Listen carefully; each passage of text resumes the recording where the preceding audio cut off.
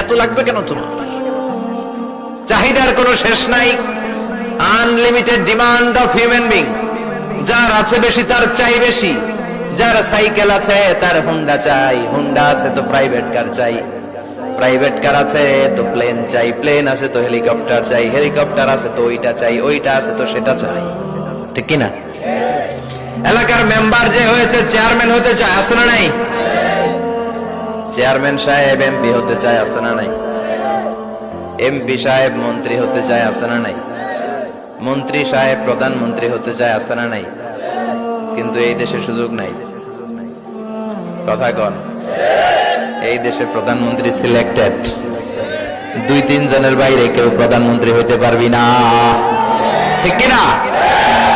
আমার এই জীবনে তো আমি 2-3 জনই দেখলাম। বেগম খালেদা জিয়া, মাননীয় প্রধানমন্ত্রী শেখ হাসিনার ছোট্টবেলা দেখেছি এরশাদকে, আমরা তখন ছোট।